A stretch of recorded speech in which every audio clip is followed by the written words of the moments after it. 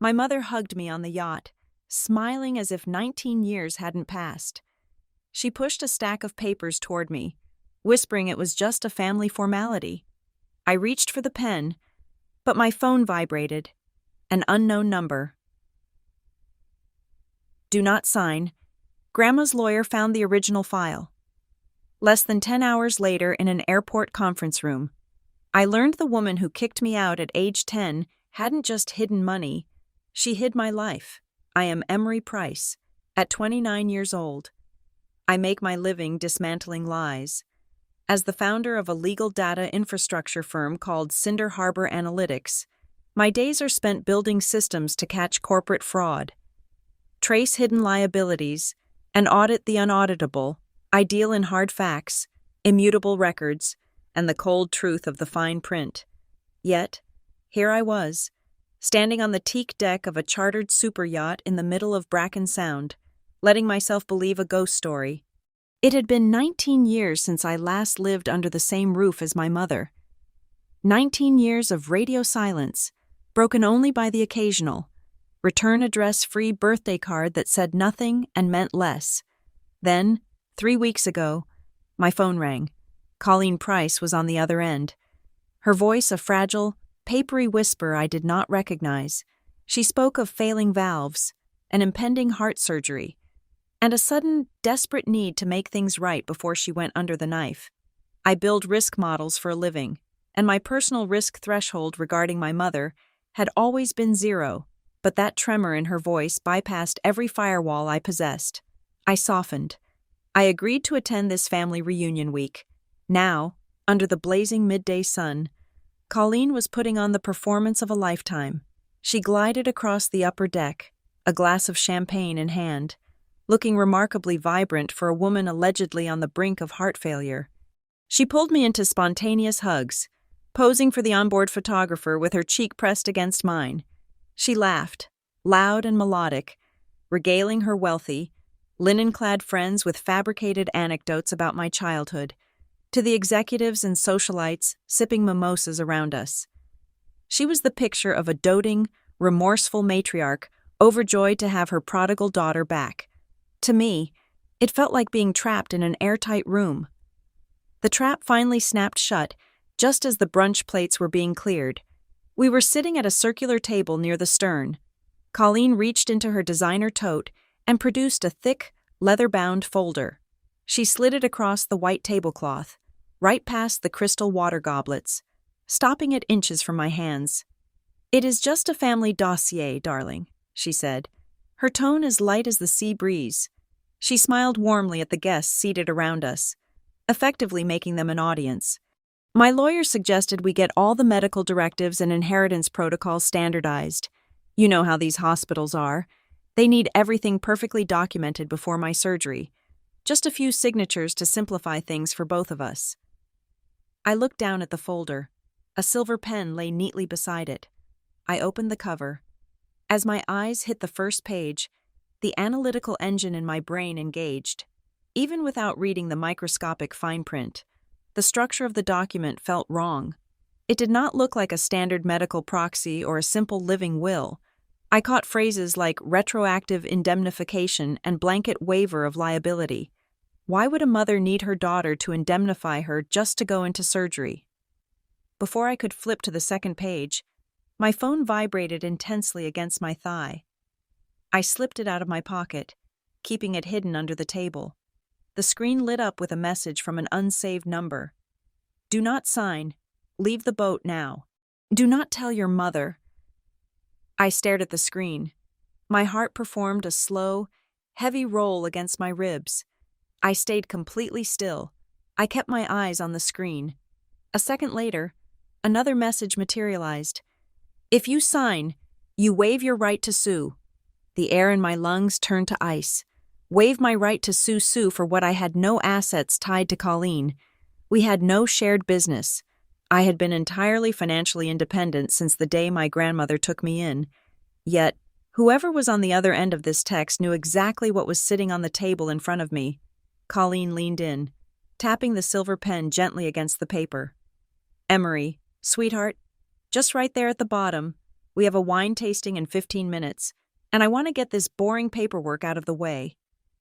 I looked up. I studied her face. I saw the practiced warmth in her eyes. But beneath it, tightened around the corners of her mouth, was a rigid, desperate anticipation. She was not a mother looking for peace of mind. She was a woman trying to close a deal. I did not make a scene. I did not throw the pen or demand answers. Panic and rage are emotional responses, and I do not operate on emotion when I am backed into a corner. I operate on data. I slid the folder back across the table, offering an apologetic smile to the table at large. "I need to take this," I said, holding up my phone and tapping the screen as if answering an urgent call. "My lead engineer is having a meltdown over a server outage. I am so sorry. Mom, let me handle this fire, and I will look at these tonight." Colleen's smile fractured for a fraction of a second. Her hand twitched toward the folder. "Emery, it will only take 10 seconds. "I know," I replied, standing up and stepping away from the table. "I will be right back." I turned my back on her and walked steadily toward the interior lounge. I kept my phone to my ear, murmuring technical jargon to a deadline until I was completely out of sight, the moment the heavy glass doors slid shut behind me. My pace quickened. I descended the spiral staircase to the guest cabins, my mind racing through variables. Once inside my suite, I did not waste time folding clothes. I grabbed my travel duffel and shoved my laptop, my chargers, and my minimal wardrobe inside. I moved in total silence. I checked my phone again. The unknown number had sent a third message. "Flight booked. Boarding pass attached. Get to Port Mercer today." Port Mercer. My grandmother's old attorney operated out of Port Mercer. I zipped the bag shut. Fear never arrived. The initial shock had burned off, replaced by a cold, hyper-focused clarity. For 19 years, I had believed that being thrown out of my childhood home was simply the collateral damage of a broken family. But the folder on that table, the desperation in Colleen's eyes, and the anonymous texts pointed to something entirely different, something calculated, something documented. I slipped out of the cabin and made my way to the lower deck, finding a crew member to arrange a private tender to the mainland.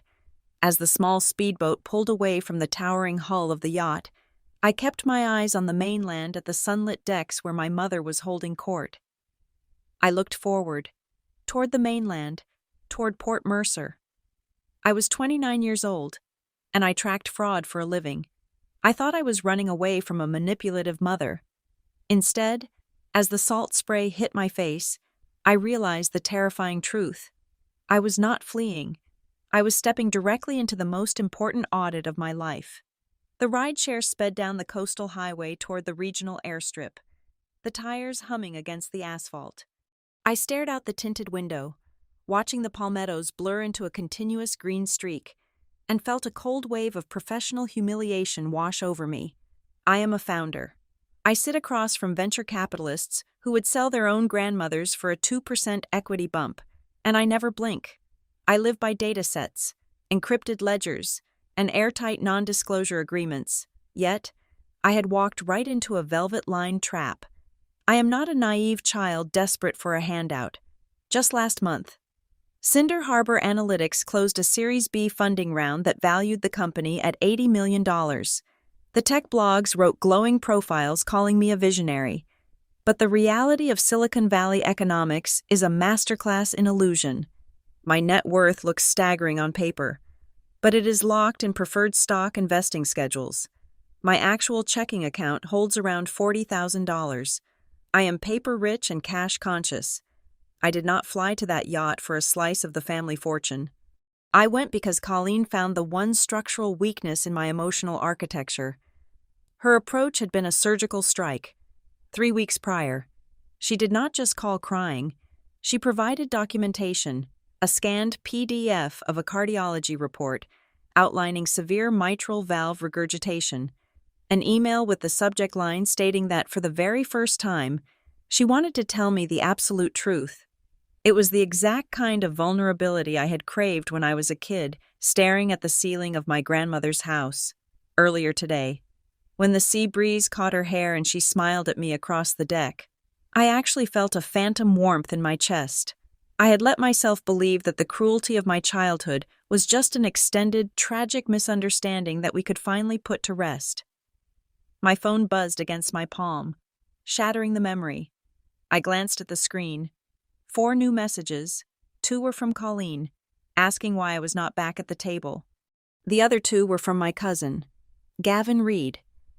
Gavin and I had not spoken in a decade, yet his text read with the frantic urgency of a warden who had just lost a prisoner. Emery, what is your exact location, then? 5 minutes later, the boat is leaving the bay in 20 minutes. Get back here right now. There was no inquiry about my well-being, no question about whether my alleged work emergency was okay. It was pure, unadulterated tracking. They did not care about my presence. They cared about my proximity to that leather-bound folder. As the car merged onto the airport exit, the final piece of the puzzle clicked into place, and I mentally kicked myself. The dossier. If it had been a legitimate medical proxy or standard estate paperwork, her lawyers would have emailed it to me a week ago. They would have expected me to forward it to my own general counsel for review. That is how the wealthy handle their affairs. But there was no digital trail, no advance notice. She ambushed me with a physical document in a highly emotional setting, surrounded by an audience of her peers. It was a classic high-pressure closing tactic. You isolate the target, flood them with sentiment, and hand them a pen before their analytical brain can process the clauses. The realization turned my stomach into a block of ice. The flight to Port Mercer took just under 3 hours, but it felt like a suspended animation. I paid for the exorbitant airplane internet just to run a background search on Gavin and Colleen, but the connection was too weak to pull up county property records. I was flying blind into a jurisdiction I had not visited since the day my grandmother passed away. When the plane finally touched down and taxied to the gate, I grabbed my duffel and bypassed baggage claim. The terminal was a small, dated structure with low ceilings and fluorescent lights that buzzed with a dull frequency. As I walked through the sliding glass doors toward the arrivals hall, a man stepped directly into my line of sight. He was in his late 60s, dressed in a sharp charcoal suit that looked too formal for a Tuesday afternoon at a regional airport. He held a piece of heavy cardstock with my name printed in bold. Block letters. Standing slightly behind him was a younger woman in a sensible navy blazer, her posture rigid, her eyes scanning me with the sharp appraisal of a law enforcement officer. I walked up to them, my grip tightening on the strap of my bag. I did not bother with pleasantries. I just gave a sharp nod. "Emery Price," the man said, lowering the sign. His voice was gravelly, grounded in decades of courtrooms and closed-door negotiations. "My name is Julian Mercer. I was Evelyn Mercer's attorney." Hearing my grandmother's name spoken aloud in this sterile terminal hit me harder than I expected, but I kept my face entirely neutral. I looked at the woman beside him. She reached into her pocket and flashed a heavy metal badge. "County Financial Investigations Division," she stated, her tone brisk and entirely devoid of warmth. Julian gestured toward a frosted glass door down a quiet corridor to our left. "We have secured a private conference room through the airport authority. Please come with us." I followed them down the hall, the wheels of a passing luggage cart clicking rhythmically against the linoleum. The room was small, smelling faintly of stale coffee and industrial carpet cleaner. A single mahogany table dominated the space, covered in thick manila envelopes and red-roped legal files. The sheer volume of paper looked like a physical manifestation of a collapsed empire. Julian closed the door, shutting out the terminal noise. He did not offer me a seat. He did not offer me water. He walked straight to the table, placed both hands flat on the polished wood, and looked me dead in the eye. "We had to intercept you here," Julian said, his voice dropping an octave, losing any trace of polite distance. "We need you to read everything on this table before your mother makes you sign a waiver of all claims." To understand why I walked off that boat without a single backward glance, you have to understand the specific, suffocating geometry of my mother's panic. I learned to recognize the shape of it when I was 10 years old. living in a narrow, split-level colonial in the damp, heavily wooded town of Hollow Bend. It was a Tuesday evening in late October. The air inside the elementary school smelled of floor wax and wet wool. My third-grade teacher, Mrs. Gable, was hosting parent-teacher conferences. I sat in a tiny blue plastic chair, kicking my light-up sneakers against the metal legs, listening while Mrs. Gable praised my reading comprehension to my mother. I felt proud. I wanted to contribute to the adult conversation, to show I understood the world around me. I looked up at Mrs. Gable and offered a piece of information I thought was a simple fact. I told her that my mom said this house is going to stop being ours soon, so we might not be in the school district next year anyway. The temperature in the small classroom seemed to plummet instantly. I did not know it then, but Colleen was desperately hiding a massive, defaulting mortgage loan leveraged against our family property. She had spun an intricate, exhausting web of financial fiction to keep the bank, the neighbors, and her own mother entirely in the dark. My childish, innocent comment was a lit match dropped directly into her powder keg of secrets. Colleen did not react in front of the teacher. She covered it with a high, brittle laugh, waving her hand and blaming my overactive imagination. But the car ride home was a terrifying vacuum of absolute silence. She gripped the steering wheel so hard her knuckles turned white under the streetlights. When we finally got inside our house, there was no screaming, there was no physical violence. People often think childhood abandonment requires a dramatic, cinematic blowout. They picture a drunk parent, a thrown plate, a door slammed so hard the picture frames rattle on the walls. My eviction was far more terrifying because of its utter, chilling sterility. Colleen walked straight down the hall into my bedroom. She pulled my pink canvas suitcase from the top shelf of the closet and laid it open on my bed. Then, she began pulling clothes from my dresser drawers. She did not throw them. She folded them meticulously, pressing the creases flat with the palms of her hands. I stood in the doorway, my small fingers gripping the wooden doorframe, feeling the oxygen thin out around me. "You are not a fit to live here right now. Emery," she said. Her voice was completely flat, devoid of anger, and completely stripped of anything resembling maternal affection. It was the clinical tone of a middle manager terminating a junior employee due to sudden budget cuts. "You cannot keep your mouth shut," she continued, placing a stack of jeans into the suitcase. "And I cannot manage this house with you causing problems. You are going to your grandmother's." She never looked at my face, not once during the entire process. She looked at the shirts, the socks, the heavy metal zipper of the suitcase. She treated me like a defective appliance she was quietly boxing up to return to the store. That was the exact moment I was kicked out. It was not a physical ejection out into the cold night rain. It was a quiet, bureaucratic erasure from her life. The ultimate dismissal. Grandma Evelyn Mercer arrived less than 2 hours later. The heavy headlights of her sedan swept across our living room window, casting long, warped shadows across the carpet. My mother carried my suitcase to the front porch, handing it over like a piece of misrouted freight. She knelt down in front of me, the scent of her expensive floral perfume overwhelming in the crisp autumn air, and offered a promise that would become the defining lie of my entire life. "It is just for a few weeks, until things settle down," Colleen whispered. She finally made eye contact, but her eyes were completely hollow, focused on a point somewhere behind my head. "Be good for your grandmother." I climbed into the passenger seat of Evelyn's car. I watched through the rain-streaked window as my mother walked back inside and shut the front door. Immediately turning off the porch light, that audible click of the deadbolt locking felt like a heavy iron gate slamming down. It felt like a life sentence handed down to a 10-year-old child over a single slip of the tongue. Those promised few weeks stretched and warped. First, it was a month because she needed to finalize some complicated paperwork. Then, it was 6 months because she was moving to a smaller apartment in the city and needed time to set up my new room. Then, the Sunday phone calls stopped coming. Then, the holiday visits were canceled due to sudden work trips. The weeks bled into 19 years of geographic and emotional distance. bridged only by those sterile, return address-free birthday cards. But I did not break. I did not break because Evelyn Mercer did not allow things to break in her house. My grandmother was a woman forged in the fires of county clerk offices and municipal archives. She raised me with a brand of warm, relentless discipline that saved my sanity. There were no dark secrets in Evelyn's house, only neatly labeled filing cabinets.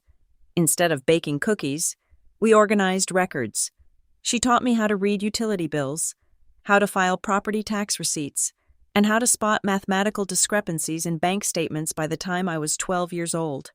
When I cried over my mother's permanent absence, Evelyn did not offer empty platitudes about how my mother still loved me deep down.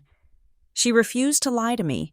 Instead, she sat me at the oak kitchen table, slid a stack of sorted mail toward me, and gave me a different, much stronger kind of comfort. She taught me that people can lie, but paper does not. She showed me how to trace the absolute truth through ink, stamps, and signatures. People bury things when they are afraid. Emery, she would say, her reading glasses perched low on the bridge of her nose as she traced a line on a ledger. But whatever is hidden in the files will eventually come to light. You just have to be the one willing to sit down and read the fine print. Evelyn replaced my desperate longing for my mother with a relentless, lifelong demand for the truth. She gave me the armor of documentation. She built the foundation for the woman I would become. That is why I do what I do now. And that is why, when I saw the fabricated legal language on that yacht, my brain did not freeze in panic. It snapped to attention, ready to pull the thread and unravel the whole tapestry. I built my life on calluses, not inheritance. I built it on the calluses I developed living in Hollow Bend. While other teenagers were going to summer camps or fretting over prom dresses, I was managing 3 aging duplexes my grandmother owned on the edge of the county line. Evelyn was getting older, her arthritis flaring up during the damp winters, so I took over the physical and administrative labor.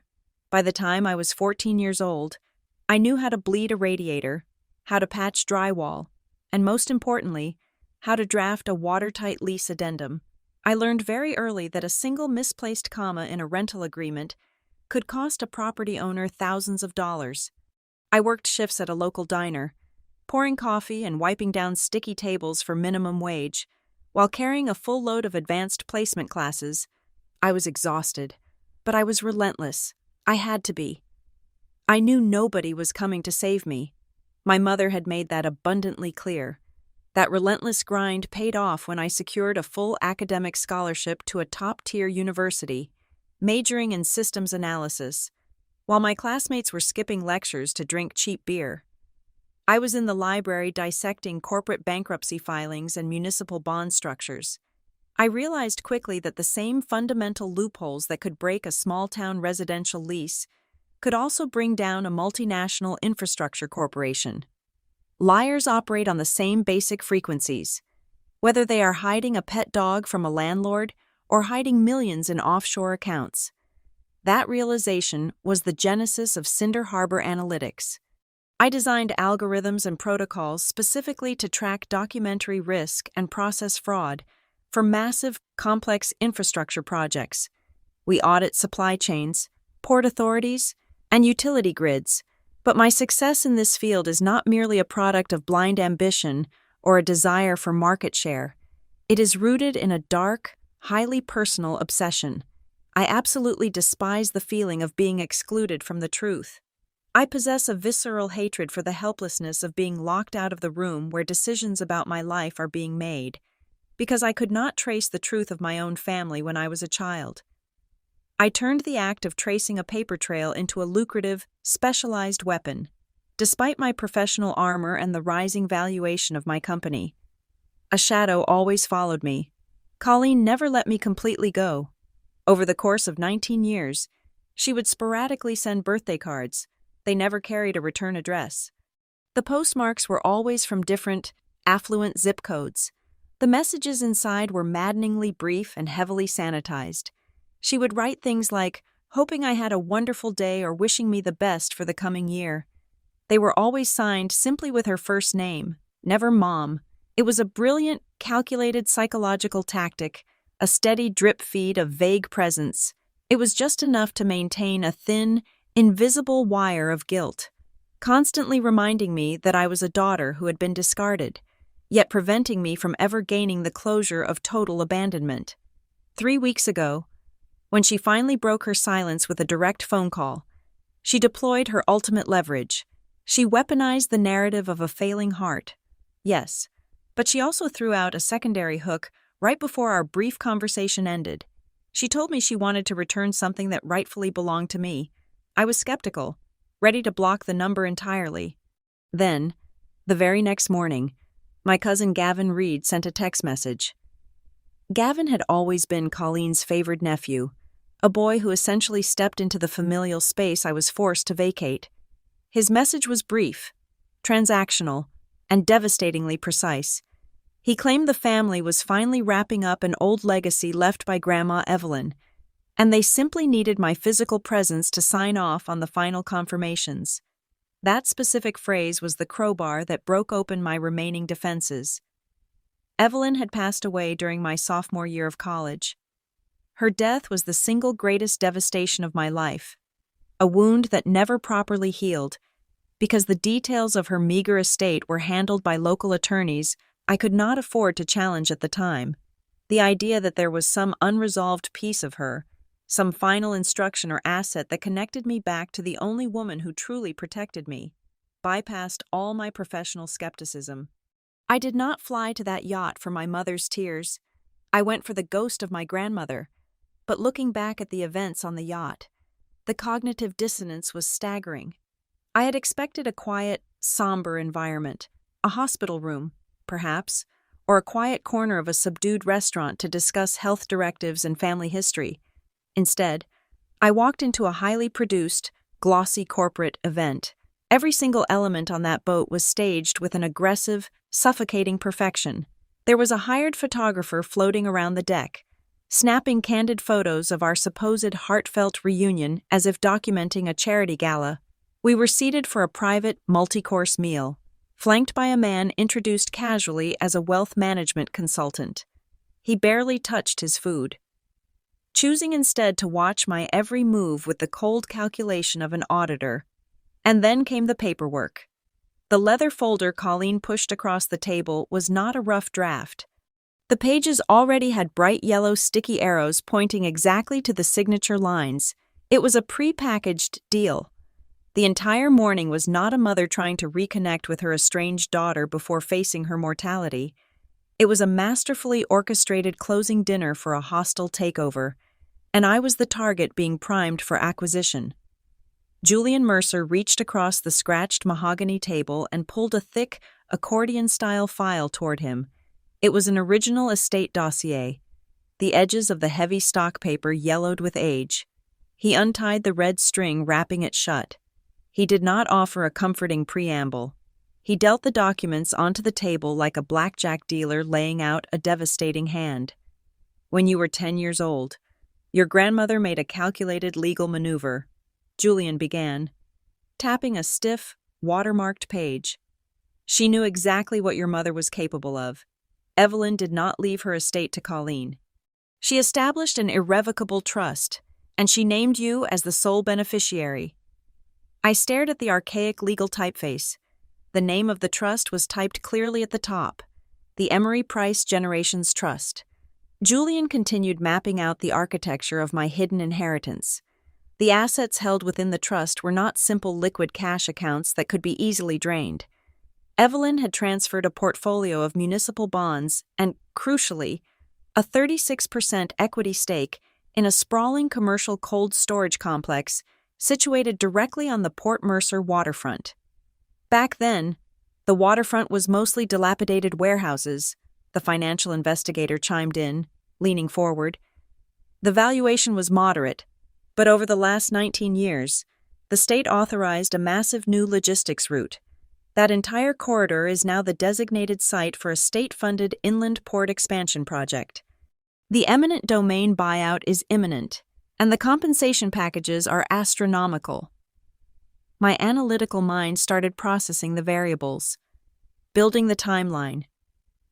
If I was the sole beneficiary, how did Colleen access it? Julian slid a secondary document across the table. It was a probate court filing. Because you were a minor, Evelyn had to appoint a managing conservator to oversee the assets until you reached the age of majority. She appointed your mother, but with strict, legally binding covenants, Colleen was mandated to file comprehensive annual accounting reports to the probate court. She was only authorized to withdraw funds for your direct maintenance, education, and health care. I let out a harsh, humorless breath. My direct maintenance consisted of being exiled to Hollow Bend while she severed all contact. This is where the financial architecture gets incredibly dark, Julian said, his voice dropping to a surgical precision. He opened a manila envelope and began spreading out invoices, ledger printouts, and tax schedules. Your mother did file those annual reports, every single year, and every single year, they were meticulously falsified. He pointed to a stack of expense sheets. She billed the trust for phantom structural repairs on the cold storage facility. She authorized wildly inflated property management fees. And look at the vendor for all these supposed maintenance contracts. I pulled one of the invoices closer. The letterhead belonged to a company called Reed Civic Services. Gavin, I whispered, the name tasting like ash in my mouth. Your cousin is the sole registered agent of Reed Civic Services, the investigator confirmed. It is a shell entity. They have no equipment, no employees, and no physical office. They siphoned hundreds of thousands of dollars out of your trust under the guise of facility upkeep, routing the money directly into accounts controlled by your family. The sheer scale of the betrayal began to suffocate me. I was not just an unwanted child. I was a revenue stream. My mother did not kick me out because I was a difficult 10-year-old who talked too much at a parent-teacher conference. She kicked me out to remove the beneficiary from the premises. She iced me out of my own life so I would never ask questions, never demand an accounting, and never realize I was the legal owner of a highly appreciating commercial asset. It gets worse, Julian said, his tone turning absolutely grim. He produced a series of stapled addendums. In order to justify the liquidation of the municipal bonds and the encumbrance of the waterfront property, your mother needed to show the probate court that she had your explicit blessing, especially after you turned 18 and aged out of the conservatorship. He placed 3 different signature pages directly in front of me. At the bottom of each page, above the typed words indicating that I, Emery Price, fully consented to the transactional terms, was a signature. It was my name. It was not my handwriting. I picked up the page dated 2 years ago. I traced the false signature with my index finger.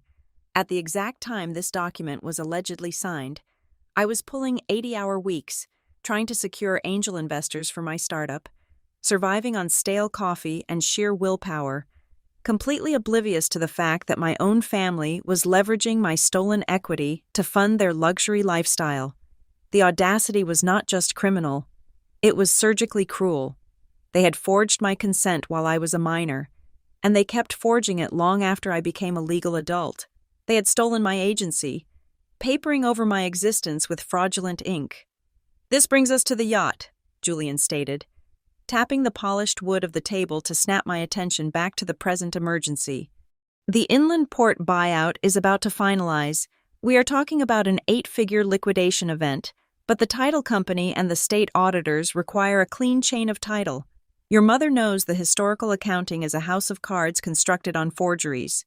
If you had signed that leather-bound family dossier she handed you at brunch, you would have executed a retroactive ratification.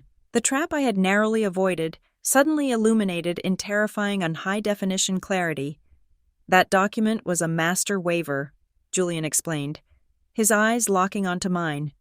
If your pen had touched that paper, you would have legally acknowledged and approved every single fraudulent transaction of the last 19 years. You would have indemnified your mother and your cousin against all past actions. You would have permanently waived your right to file civil suits, and you would have surrendered your right to demand an independent forensic audit. You would have handed them the legal shield to walk away with everything, completely immune to prosecution. I sat back in the rigid plastic chair, the buzzing of the fluorescent lights above me suddenly sounding like a high-voltage wire. every birthday card without a return address. Every excuse, every tear my mother shed on that boat was part of a 19-year embezzlement campaign. I was not a daughter coming home. I was a loose end they needed to bind with a final, fatal contract. The investigator from the county division folded her arms, her expression hardening into a mask of pure bureaucratic aggression. She dropped the first real bomb of the afternoon. The Port Authority buyout of the waterfront sector was not merely an abstract future event. The final disbursement of state funds was scheduled to execute in exactly 10 days. The compensation package for my grandmother's original 36% stake was astronomical, entirely eclipsing every single dollar my mother had managed to bleed out over the past 2 decades. Julian broke down the exact anatomy of the trap I had narrowly sidestepped on the yacht. The leather-bound dossier Colleen had pushed across the brunch table was actually a 3-pronged legal guillotine. The first section was a blanket waiver of past claims, designed to legally blind me to the historical theft. The second section was a retroactive ratification, forcing me to unknowingly bless every fraudulent ledger entry made since I was a child. The third, and most critical piece, was a durable power of attorney. If my pen had touched that paper, I would have granted Gavin the absolute legal authority to act as my sole proxy in the final port buyout transaction. They did not just want to bury their past crimes. They wanted me to hand them the keys to the final, massive payout, so I would never even see the wire transfer hit the escrow account. Then Julian reached into his battered briefcase and produced a printed copy of the cardiology report my mother had emailed me 3 weeks prior. He laid it flat under the harsh fluorescent light of the airport conference room. He pointed a steady finger at the ornate letterhead. He informed me that his paralegal had run a routine background check on the facility the moment I forwarded him the file. The clinic listed at the top of the page did not exist in the state medical licensing database. Furthermore, the doctor whose signature graced the bottom of the page had his medical license permanently revoked 5 years ago in a neighboring state. My mother's failing heart, the very catalyst that had shattered my emotional firewalls and dragged me onto that boat, was nothing more than a meticulously crafted piece of fiction. My mother was perfectly healthy. Her only ailment was the impending threat of federal prison if she could not secure my signature before the state auditors reviewed the title chain. Just as the sheer sociopathy of the fake illness settled like lead in my stomach, Julian placed a small, nondescript black flash drive onto the mahogany table. It looked entirely ordinary, yet it held the digital explosive that could level my family's entire operation. A former accountant who had worked for Gavin's shell company had recently seen the escalating scale of the fraud as the port deal approached. Terrified of being designated the eventual scapegoat when the authorities inevitably arrived, the accountant had secretly mirrored the internal email servers before quietly resigning 2 days ago. A padded envelope arrived anonymously at Julian's office containing the drive. Julian slid a printed stack of those intercepted emails toward me. I read the top page. It was a message sent directly from my mother to Gavin, dated 4 days before she first called me. The syntax was cold, operational, and utterly devoid of maternal sentiment. I read her exact words. She wrote that I must absolutely not be allowed to speak to my own legal counsel before signing the documents. A subsequent paragraph outlined the necessity of the yacht gathering. She explicitly demanded a staged reunion environment, instructing Gavin to hire a photographer and invite wealthy acquaintances to create an atmosphere of overwhelming social pressure designed to lower my defenses.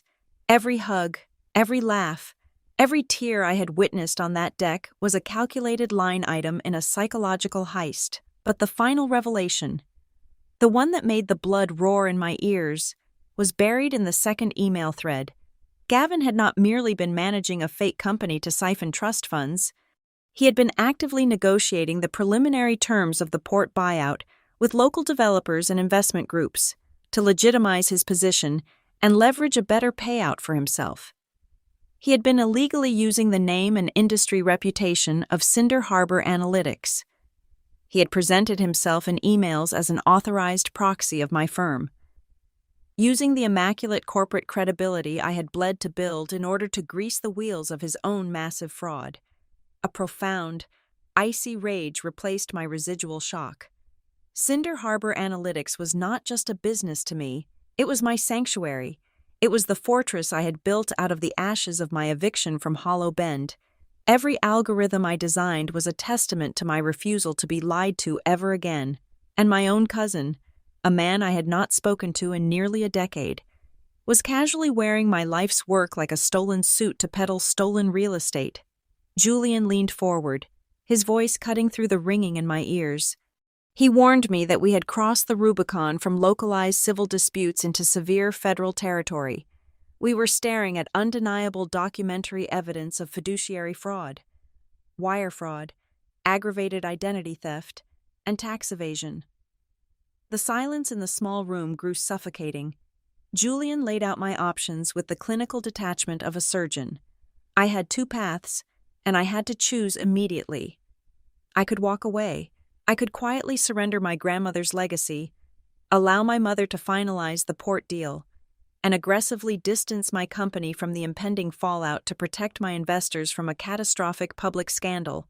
Or I could go to war. I could formally file for an emergency injunction, step into the glaring spotlight of a public courtroom, and drag every single one of their meticulously guarded secrets into the light before the 10-day clock ran out on the waterfront buyout. I looked at the forged medical records, the intercepted emails, and the falsified accounting ledgers scattered across the table. They thought I was the same vulnerable 10-year-old girl they had easily packed into a pink canvas suitcase. They assumed my corporate success had made me soft, too concerned with public relations to engage in a vicious street fight over an old inheritance. They had fundamentally miscalculated. I did not storm out of that airport conference room, hail a cab to the marina, and scream at my mother. Dramatic, emotionally charged confrontations are for amateurs who do not understand how leverage works. I am a professional. I build systems that dismantle liars for a living. I remained seated in that hard plastic chair, took a slow, measured breath, and looked at the attorney and the investigator. I told them we were going to war, but we were going to do it quietly. Julian and I immediately began drafting a three-pronged counteroffensive: a legal lock, a financial lock, and a narrative lock. The priority was the money. Julian commandeered a desk in the corner of the room and started dictating an emergency ex parte motion for a temporary restraining order to his paralegal over the phone. We had to freeze the impending Port Authority disbursement. The injunction was designed to halt any transfer of equity or cash from the trust until a comprehensive forensic accounting could be certified by the court. We were putting a massive, immovable legal boulder directly on the tracks of their incoming payday, while Julian handled the court filings. I opened my laptop and established a secure, encrypted connection to my lead investigators at Cinder Harbor Analytics. I did not care that it was the middle of the afternoon on a Tuesday. I pulled my top 3 forensic data specialists off their current corporate accounts. I explicitly instructed them to stay strictly within the bounds of publicly available municipal records, property tax histories, and corporate registries. We could not afford to use any gray area data scraping that Colleen's defense could later weaponize in court to have our evidence dismissed. We needed this audit completely clean. Within 4 hours, my team had constructed a flawless digital timeline of every transaction tied to my grandmother's estate over the past 2 decades. My chief analyst ran a pixel-by-pixel overlap comparison on the forged addendums Julian had scanned over. The results were chillingly precise. My signature had not just been mimicked, it had been digitally cloned from a digitized high school scholarship application I had submitted years ago.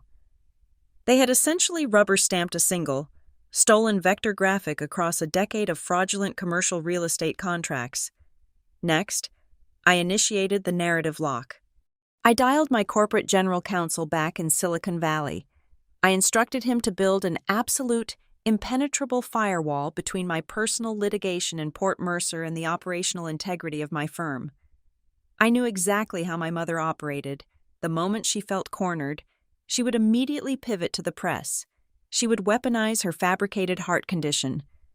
painting herself as a frail, dying woman being mercilessly persecuted by a ruthless, wealthy tech executive daughter. I made sure our public relations firm had a preemptive holding statement ready, categorizing the dispute strictly as an external fiduciary audit to protect shareholder interests.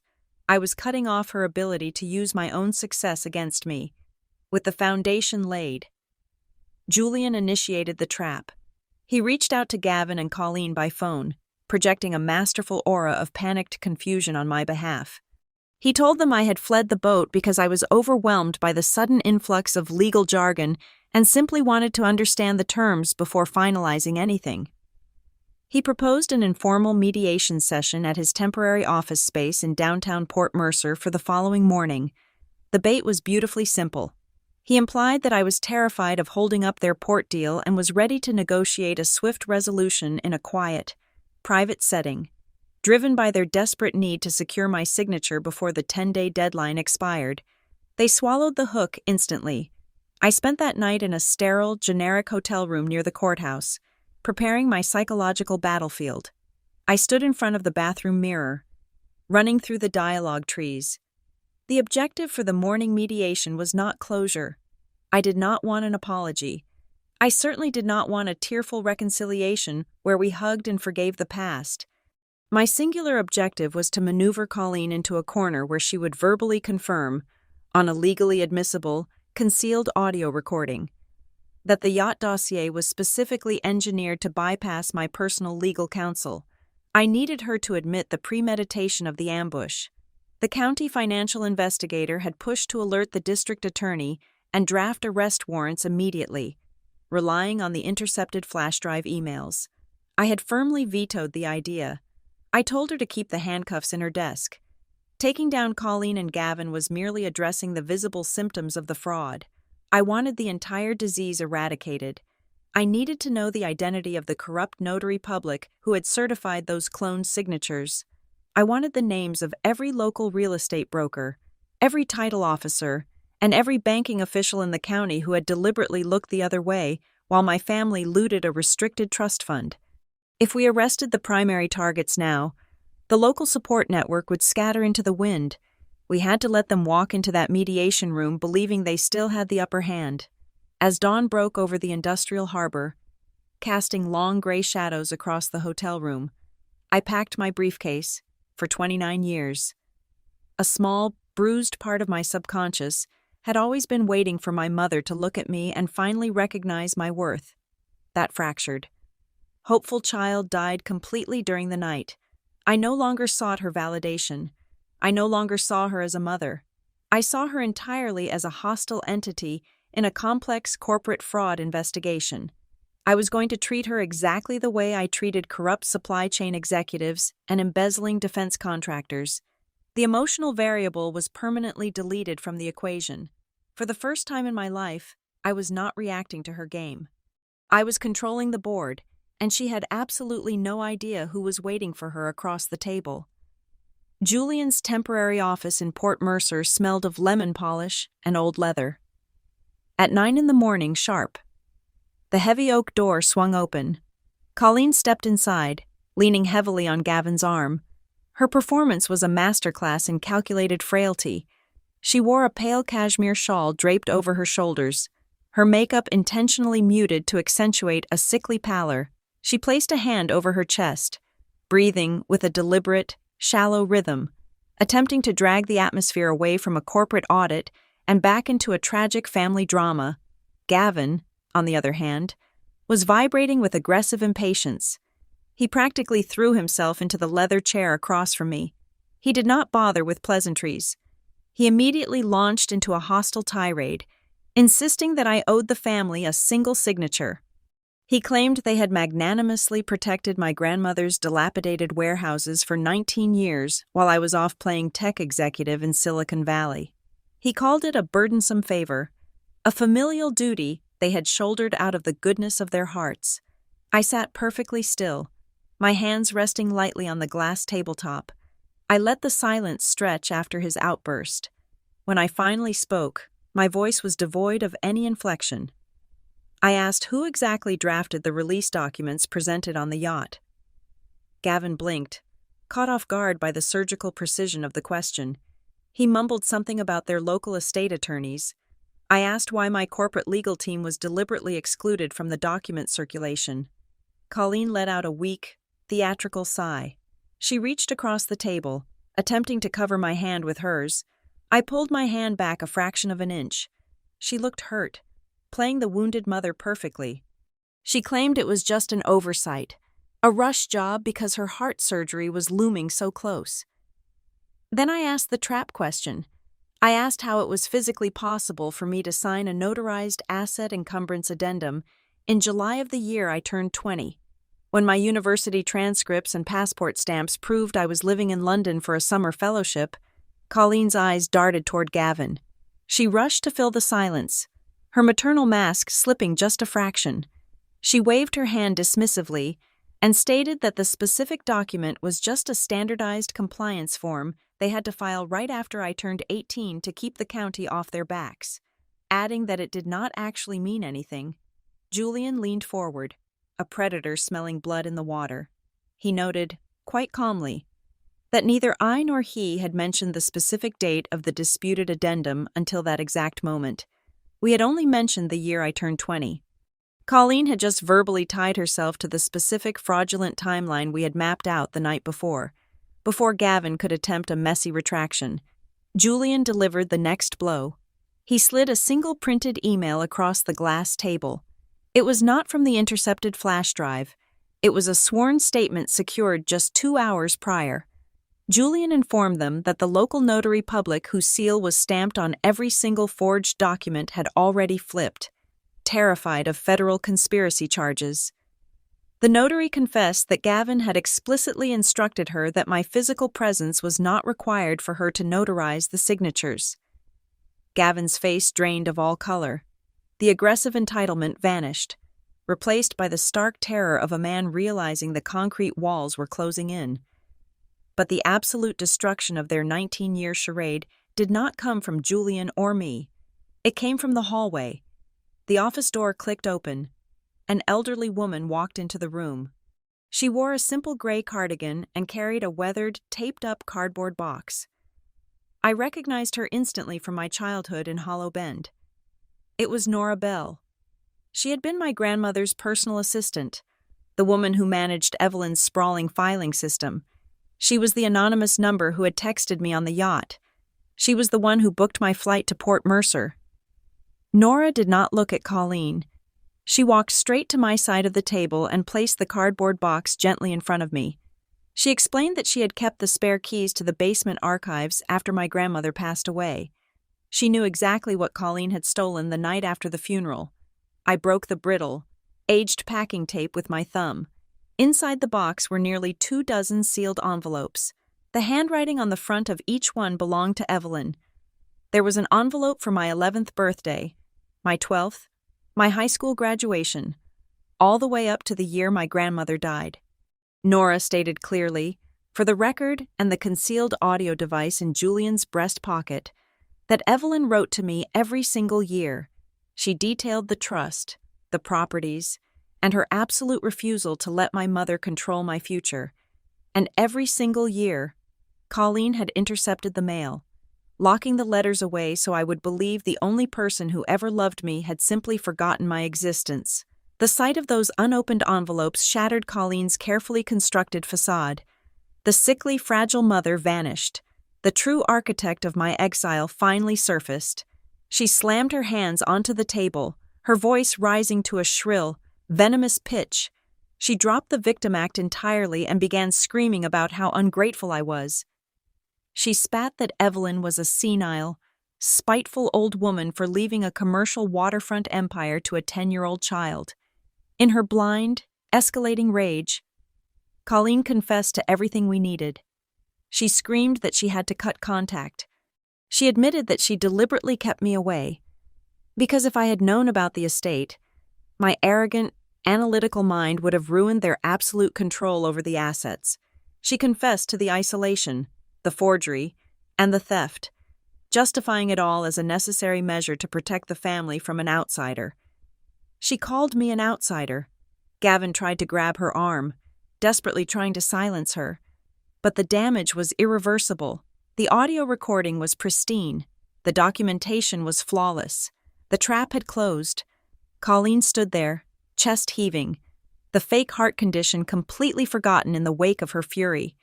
She glared at me, waiting for me to scream back, waiting for the emotionally devastated daughter to finally break down and throw a tantrum. I did not raise my voice. I did not shed a single tear. I looked at the woman who had packed my pink canvas suitcase 19 years ago, calmly placed my hand flat over the box of my grandmother's stolen letters, and delivered the final verdict. "You did not hide money," I said, my voice as cold and level as a concrete floor. "You hid my agency." With that, Julian closed his legal pad. The mediation was over, and the final legal strike was primed. Colleen did not retreat after the catastrophic collapse of her narrative in the mediation room. Like any cornered asset manager facing a margin call, she immediately changed her jurisdiction. Within 24 hours, she launched a scorched earth public relations campaign across the tight-knit community of Port Mercer. She weaponized the very thing I had spent my entire adult life trying to ignore: local gossip. A prominent regional business blog published a highly sensationalized, deeply distorted article. The narrative was expertly spun. It painted me as the ruthless, out-of-touch tech executive who had abandoned her family for nearly 2 decades, only to swoop back into a quiet coastal town the moment a massive port deal was announced. Desperate to rob her severely ill mother of a meager retirement fund, the article deliberately dragged the name of Cinder Harbor Analytics into the mud, heavily implying that my firm used aggressive, predatory legal tactics against vulnerable citizens. The fallout was instantaneous. My phone lit up with urgent, panicked calls from my board of directors. We hold contracts with federal utility grids and municipal transit authorities. Our corporate reputation is our primary currency. The optics of a founder embroiled in a nasty public elder abuse scandal over a family inheritance were completely radioactive. A few of my key investors subtly suggested I drop the suit, take a quiet settlement, and fly back to California before the quarterly earnings report. For a fraction of a second, sitting in that sterile hotel room while reading the blog post, my composure cracked. I wanted to hold a press conference. I wanted to release the forged signatures, the fake medical records, and the audio recording of her unhinged confession to every news outlet in the state. I wanted to burn her meticulously crafted social standing to the ground, but rage is a terrible legal strategy. I took a steadying breath, closed the browser tab, and chose discipline. Instead of engaging in a messy, emotional media war, I directed my public relations team to release a single, sterile statement. It did not mention my mother. It did not mention my childhood. It simply confirmed that I was engaged in a standard, transparent legal process to resolve a complex fiduciary discrepancy regarding a historical family trust, and that no further comments would be provided while the court reviewed the documentation. It was boring, it was clinical, and it effectively starved the local blog of the emotional oxygen they needed to keep the fabricated story alive. While I handled the corporate fallout, Julian dropped an absolute avalanche of forensic evidence onto the docket. He filed the mismatched tax returns, highlighting the glaring discrepancies between what Colleen reported to the probate court and what she actually filed with the Internal Revenue Service. He submitted the fraudulent maintenance contracts from Gavin's shell company. Most damning of all, he provided a detailed financial map tracing the misappropriated trust funds directly into Colleen's personal accounts, proving the money was not used for property upkeep, but rather to finance the charter of the luxury yacht and the purchase of a high-end vacation property down the coast. Then, the most brazen twist of the entire operation surfaced. A local commercial bank, compelled by our emergency subpoenas, handed over a thick file of lending records. 2 years ago, Colleen had taken out a massive, highly leveraged personal bridge loan. The application required her to prove a guaranteed source of future repayment. Right there, printed in stark black ink on the bank's collateral sheet, was the projected municipal compensation package for the exact parcel of waterfront property held in my name. She had not merely stolen my past, She had actively mortgaged my future to fund her present. The pressure began to shatter their alliance. The moment the court issued a formal subpoena for all corporate communications, Gavin panicked. He packed his car and attempted to quietly cross the county line under the cover of darkness. He did not make it far. Julian had anticipated the flight risk and had already secured an emergency judicial hold on all electronic records, coupled with a mandatory surrender order for his work devices. Highway Patrol intercepted Gavin less than 50 miles outside of Port Mercer, forcing him to hand over his laptop and encrypted mobile phone right on the shoulder of the interstate. As the legal noose tightened around them, I received a piece of evidence that broke through my professional detachment. Nora Bell returned to the hotel with a small, outdated digital voice recorder. She had spent the last 2 days pulling archived files from an old storage unit. She placed the device on the desk and pressed play. The audio was grainy, filled with the static of degraded magnetic tape, but the voice was unmistakable. It was Grandma Evelyn. She was leaving a voicemail for her attorney, recorded just weeks before her death. Her voice was weak, but her iron resolve was perfectly intact. She stated clearly, for the record, that she was attempting to formally transfer the management of my trust to an independent third-party institution. She detailed how Colleen was actively obstructing the transfer, legally stalling the process, and deliberately severing all contact between Evelyn and me to maintain her grip on the assets. Hearing my grandmother fight for me from beyond the grave, hearing her explicitly confirm that she had never abandoned me, settled a deep, 19-year-old ache in my chest. The court scheduled the emergency injunction hearing for a Friday morning, exactly 1 business day before the Port Authority was scheduled to finalize the commercial buyout and disperse the funds. The stakes were absolute. If Julian and I won the hearing, the judge would freeze the 8-figure transaction, impound the accounts, and appoint a special master to conduct a binding, independent audit. The fraud would be entirely exposed. But if we lost, if Colleen's attorneys managed to delay the injunction or dismiss our emergency motion, the sale would close. The money would disperse into a labyrinth of offshore accounts, and the vast majority of our documentary evidence would be permanently legitimized by the expiration of the statute of limitations. I buttoned my tailored charcoal blazer and walked through the heavy brass doors of the county courthouse.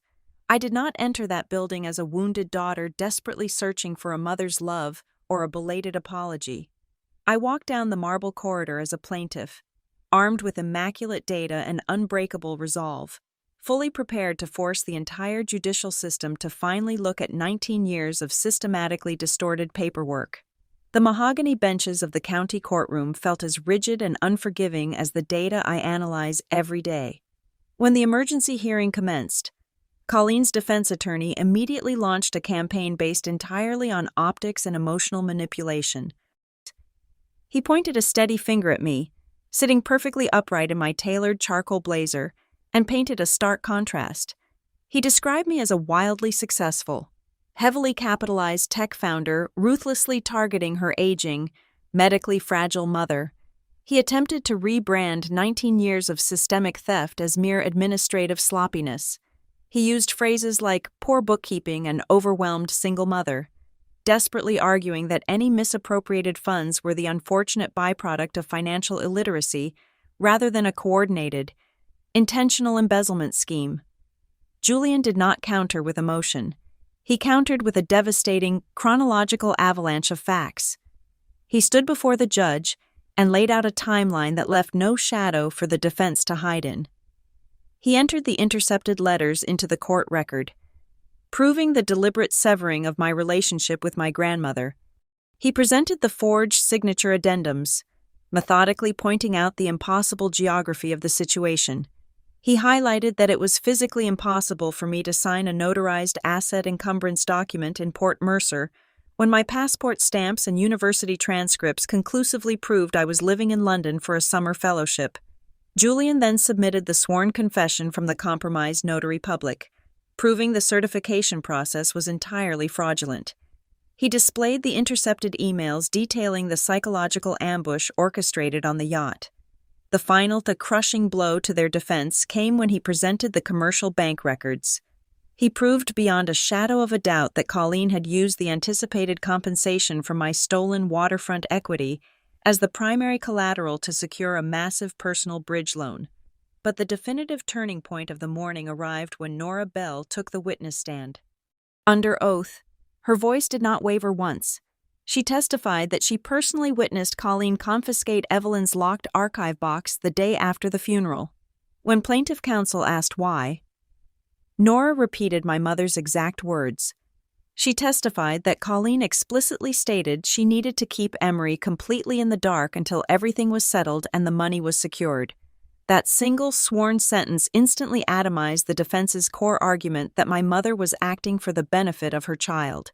Next, the county financial investigator presented the cash flow analysis. She traced the exact path of the trust funds over nearly 2 decades. The money never went toward maintaining the commercial cold storage facility as reported to the probate court. Instead, the funds were systematically laundered through the shell company Gavin had established, bouncing through 2 intermediary corporate accounts before landing squarely in my mother's personal checking account to finance luxury vacations and high-end real estate purchases.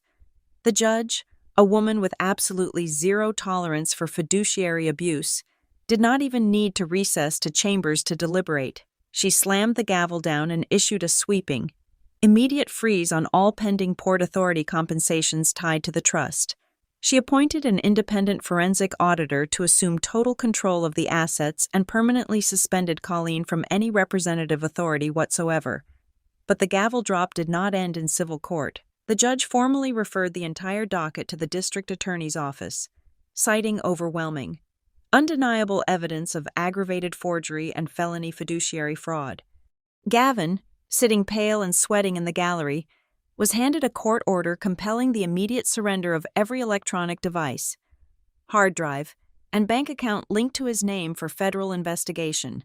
I walked out of the courtroom into the bright Friday afternoon sun. The heavy oak doors closing behind me, Julian fell into step beside me. He did not offer hollow congratulations. Instead, he reached into his briefcase and pulled out a single, sealed envelope made of thick cream paper. It was the very last document Evelyn had placed in her secure file. I opened it sitting on a concrete bench overlooking the industrial harbor. My grandmother's handwriting was shaky but fiercely clear. She wrote that she knew she could not physically force my mother to bring me back to my childhood home, but she had dedicated the end of her life to keeping a legal door propped open for me. She wrote that she wanted me to have the ironclad resources to fight back when I was finally old enough to understand the war I had been drafted into. I did not celebrate my mother's impending criminal trial. There is no victory parade in watching the woman who gave birth to you orchestrate her own destruction. Instead, I took the recovered equity from the port buyout and channeled it into something unbreakable. I founded the Mercer Ledger House. It is a dedicated, fully funded center, providing rigorous legal advocacy and financial literacy training for young adults transitioning out of the alternative care system. We teach them how to read complex contracts, how to secure their digital identities, and how to ensure nobody ever signs away their future in the dark. This was my corporate takeover of my own narrative, standing at the helm of my firm, acting as the majority shareholder of my own existence. I finally understood the fundamental truth of my revenge. Justice in a courtroom does not give you back the 19 years of childhood you lost. It does not replace the Sunday dinners or the innocent security you never got to experience, but it does give you something far more permanent. It gives you back the absolute right to name your own life, and from this day forward, no one will ever hold a pen and sign for me again. Thank you so much for listening to my story. Please comment below and let me know where you are listening from so we can interact and share our thoughts together. I invite you to subscribe to the Lily Revenge Stories channel, like this video, and support us further by leave a comment and subscribe so the story in this video can be heard by many more people.